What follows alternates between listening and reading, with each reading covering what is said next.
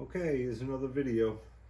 This is the Manfrotto 190XB, and I just want to show you how versatile this little tripod can be. It's got a 3/8 16 thread on top, which is mostly camera stuff, and 1/4 20, that's on another part under here.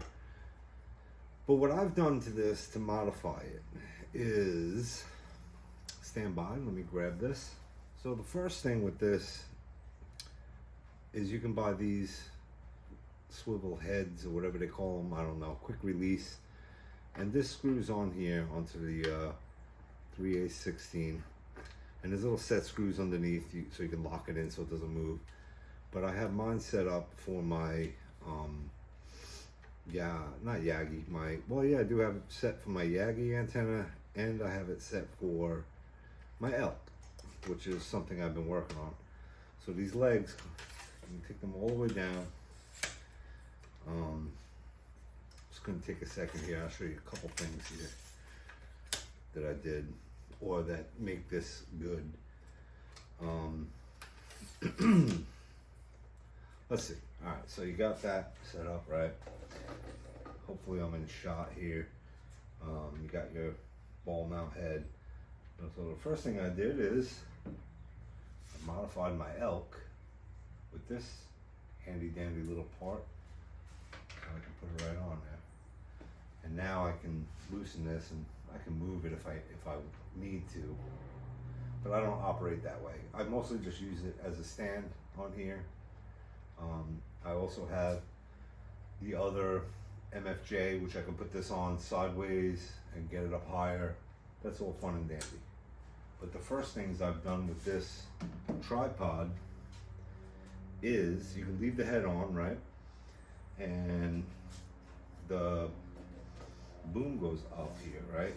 So you can raise it up if you need to, lock it in. But what you can do is this piece on the bottom is made with, I think, a 1/4 20 on it. So you can pop this off and you can take this out, and then you would put this in here and you got a 1/4 20. Well, this is the piece I modified.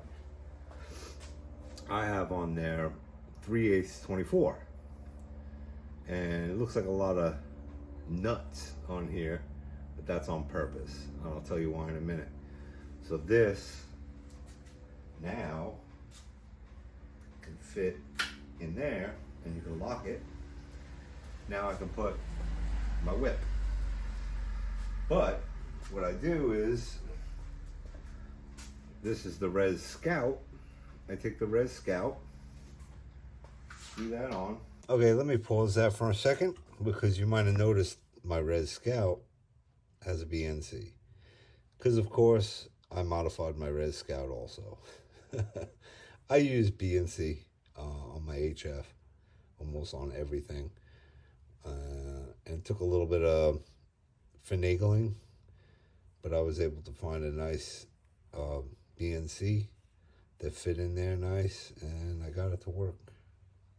Came out good, and no problems. I like it. I wish they would make it like this with the BNC. All right, back to the video. And this works great, I'm telling you. Got the Res Scout on there. So I got my coaxes over here, right? My whip's here, and my counterpoise. So what I did for the counterpoise, I got like 16 feet of wire here, and I put a little alligator clip on the end in case I want to alligator clip to something. But that's not how this one works.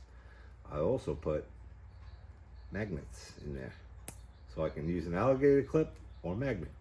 So with the magnet, that's what the other bolt's for. It's not stainless, so it'll stick right to it. I can run my counterpoise out. That's how that works. So when I use this whole thing, there's a lot of different ways you can use it. The way I like to use it is either with the legs fully extended, like it is now, and then you got these little tabs here. You can make your legs straight. So just to show you that, I mean, you can put a 25-foot whip on here and it ain't going nowhere. But just to show you how it works and for space here in the garage, let me close this up.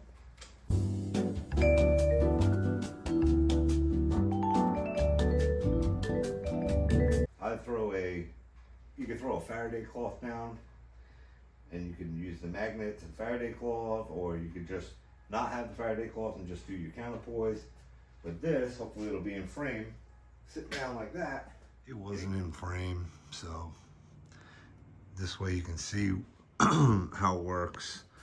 And here's the little magnet. See if I can get it to focus. Boom. There we go. And you can take that off. It's a neodymium magnet.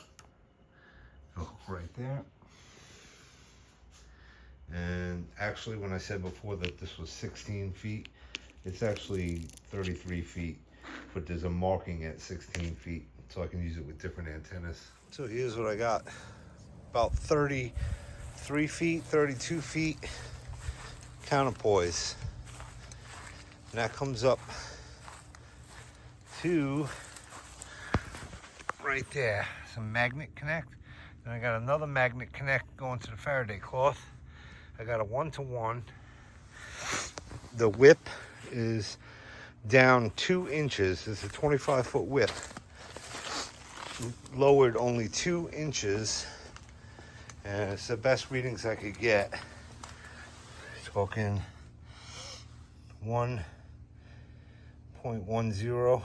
Yeah, so you can have it sitting on the ground like this, and you have your whip going up, and even with the legs closed on it, this thing ain't moving. It ain't going nowhere. Your whip ain't gonna tip over or nothing like that. It's just, I love it. It's great.